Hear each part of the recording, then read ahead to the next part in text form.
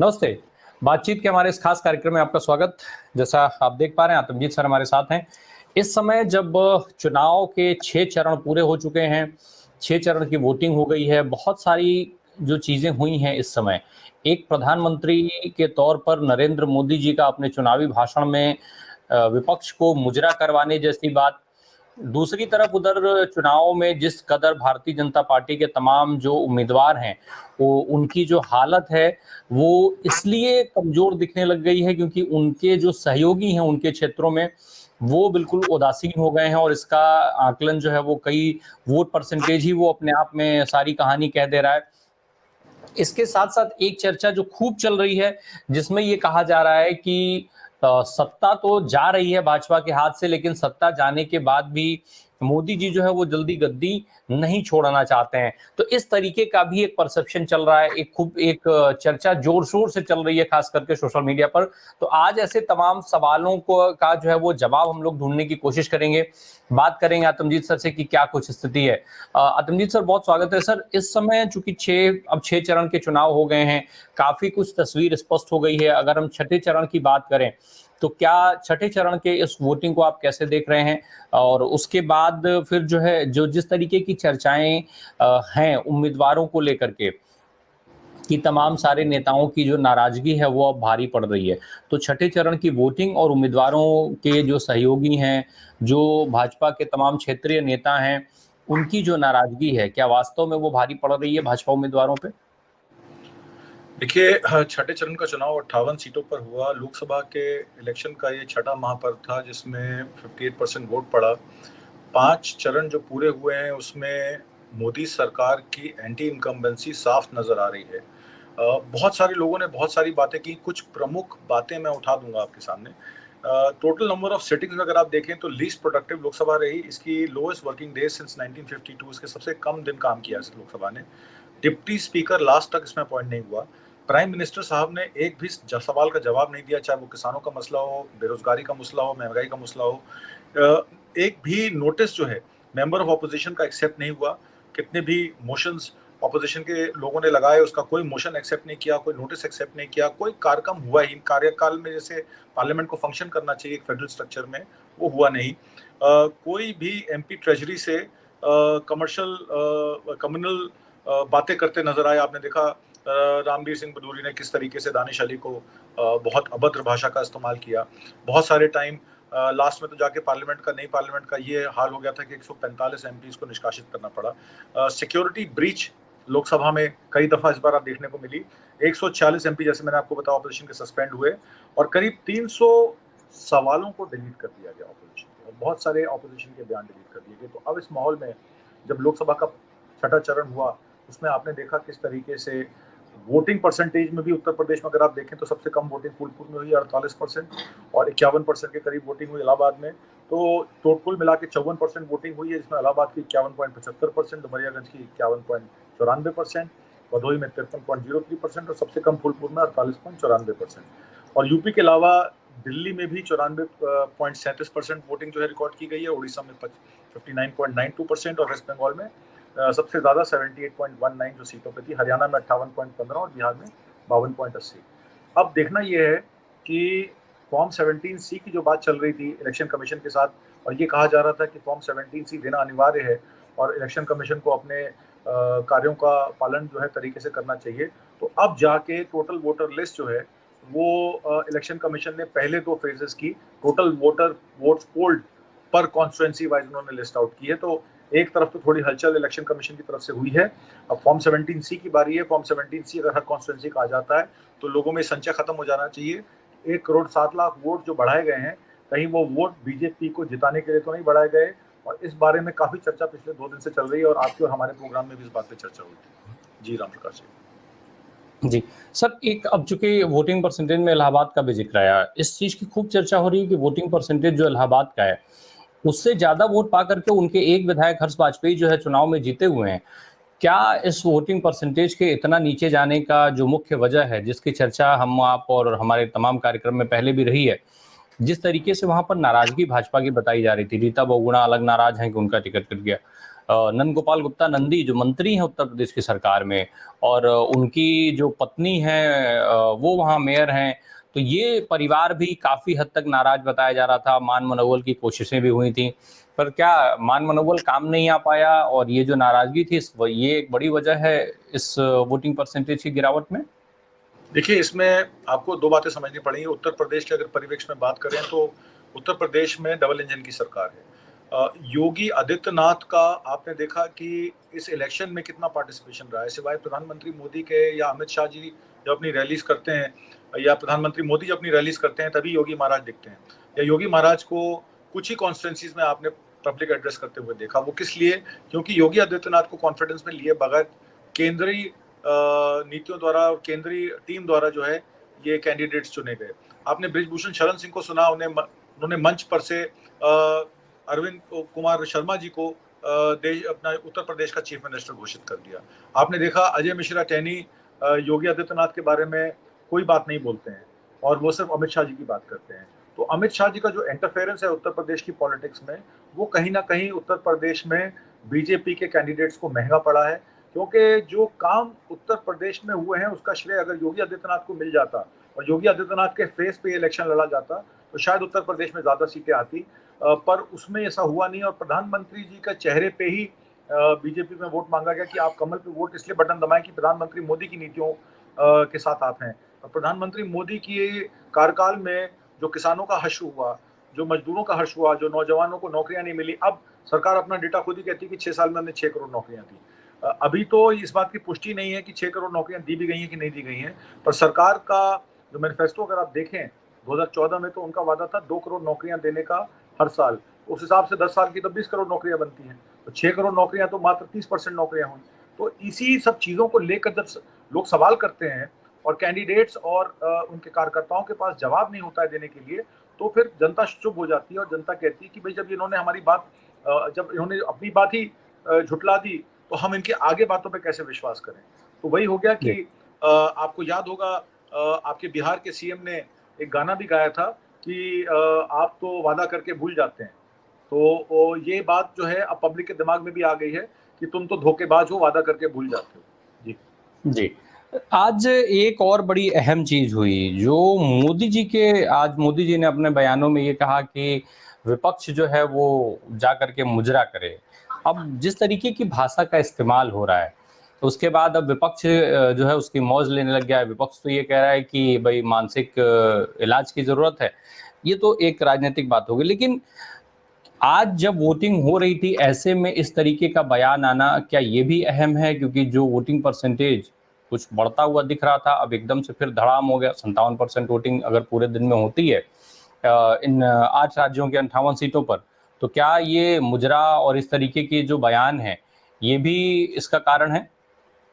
देखिए, जिस तरीके के बयान प्रधानमंत्री मोदी दे रहे हैं तो ये तो तय है कि उनका उनको प्लान करना पड़ेगा, क्योंकि अब उनका रिटायरमेंट नजदीक आ गया है।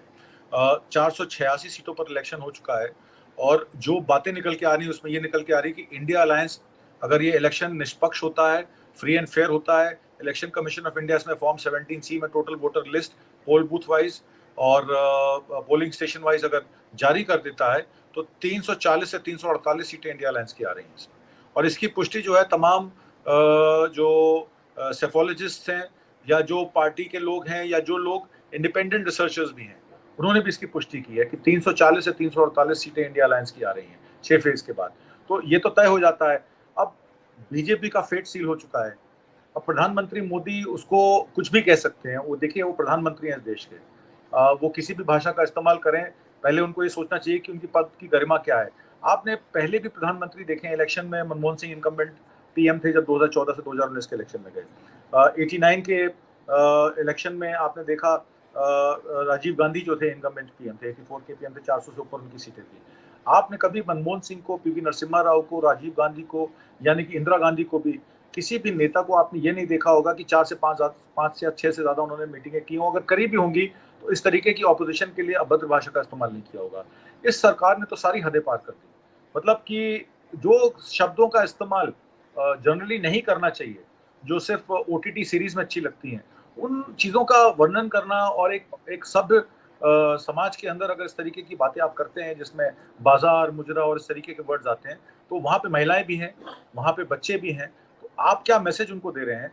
और इंडिया अलायंस फेज 1 से ही आपने देखा कि जिस तरीके से मोदी सरकार के खिलाफ एंटी इनकम्बेंसी थी, नरेशन था, महंगाई, बेरोजगारी, किसानों की समस्या, बेरोजगारों की समस्या, सामाजिक न्याय, महिलाओं का उत्पीड़न, ये सब बातों से मोदी सरकार बच नहीं पाई है। और इसी वजह से आपने देखा महाराष्ट्र, यूपी, बिहार और अब दिल्ली भी इस तरीके का जन समर्थन मिला।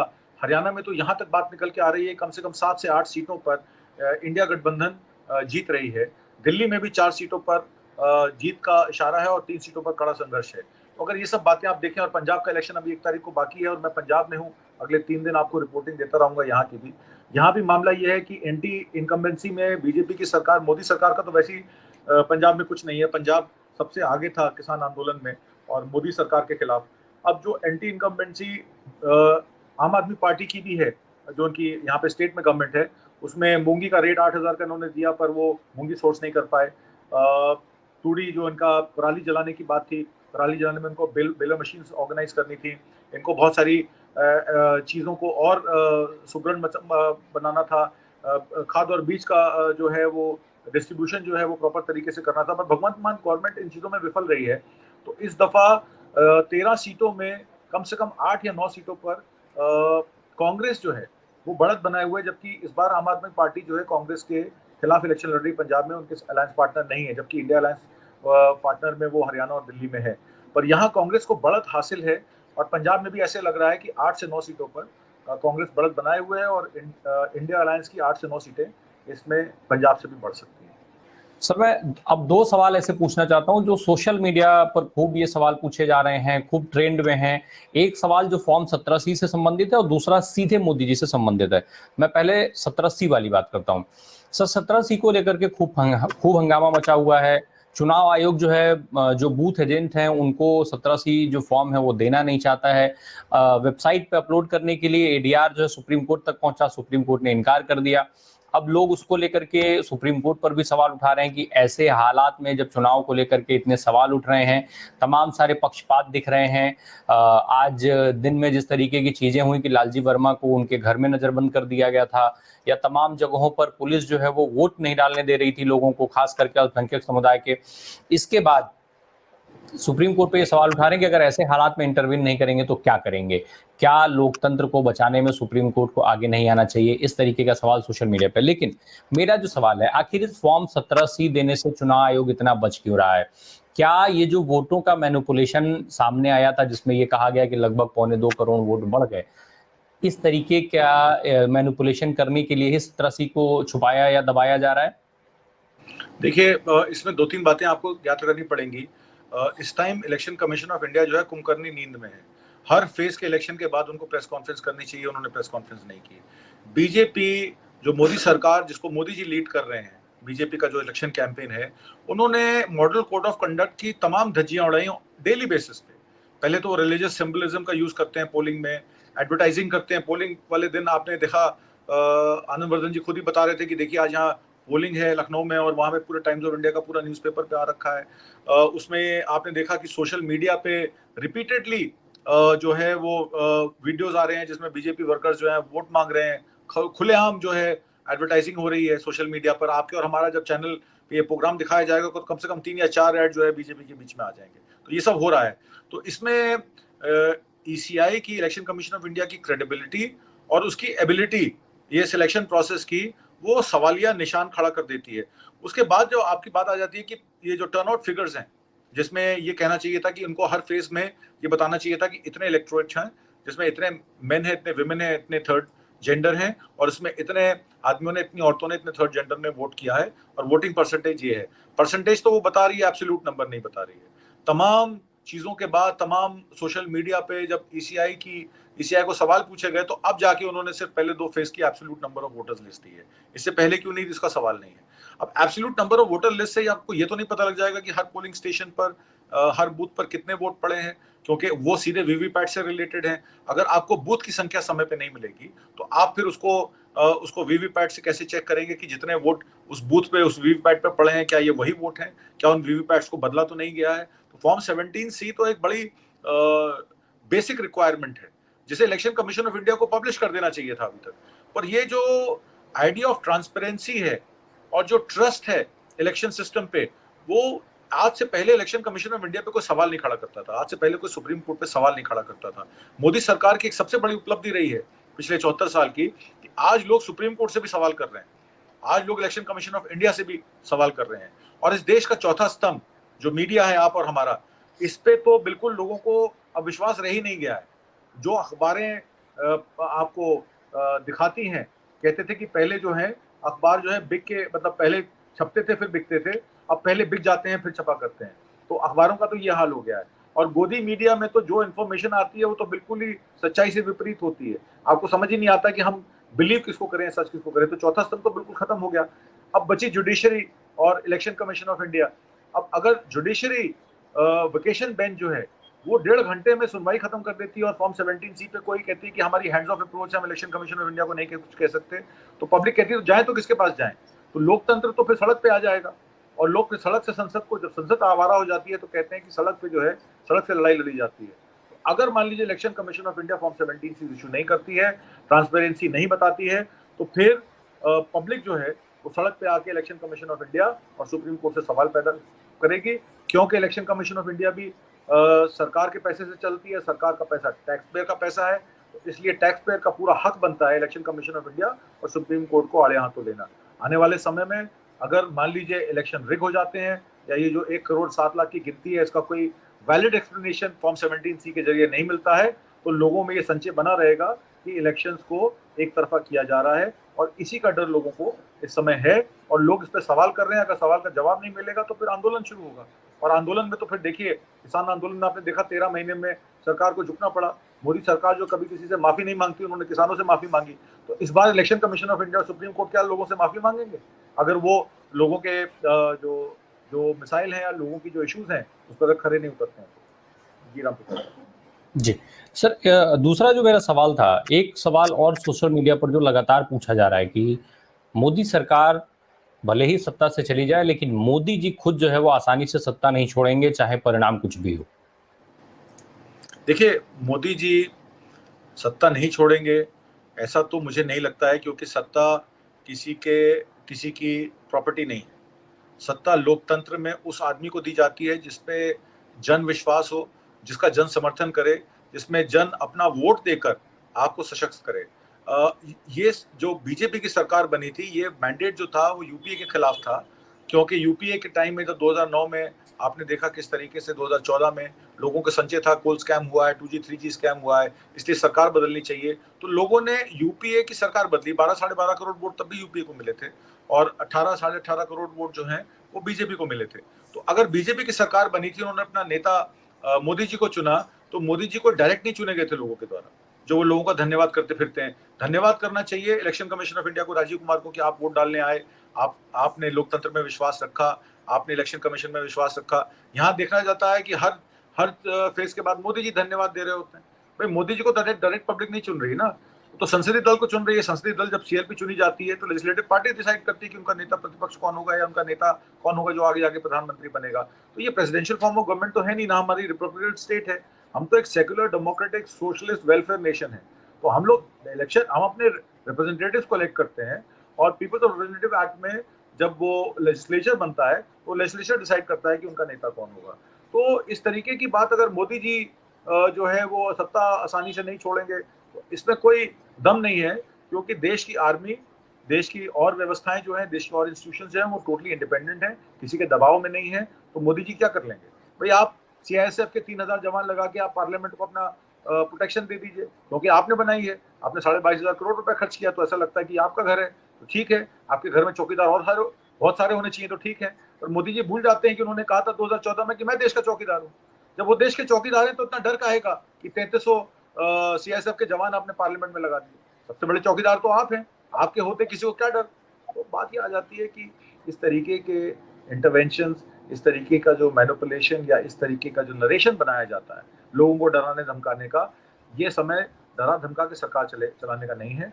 सरकार चलानी है, सहयोग से चलाइए, डेवलपमेंट एजेंडे पे चलाइए, सबको साथ लेके चलाइए, तब तो आप सरकार में रह सकते हैं। पर अगर आप अपना ही एजेंडा लेके आ जाएंगे, अपने तौर तरीके लेके आ जाएंगे, आप ये कह देंगे कि मैं बायोलॉजिकल नहीं हूँ, तो फिर ये तो इलॉजिकल हो जाता है।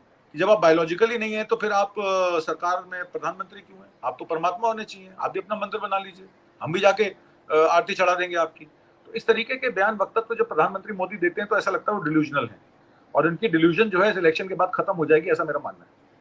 जी, अब तो मोदी जी कह ही चुके हैं, उसके अलावा संबित पात्रा साहब बता ही चुके हैं कि भगवान जगन्नाथ जो है वो मोदी जी के भक्त थे। तो इसके आगे अब ऑलमोस्ट भगवान तो उनको भाजपा के भक्तों ने या मोदी जी के भक्तों ने बना ही दिया है। बहरहाल बहुत बहुत धन्यवाद अतुलजीत सर इन महत्वपूर्ण सवालों के जवाब देने के लिए। Thank you so much.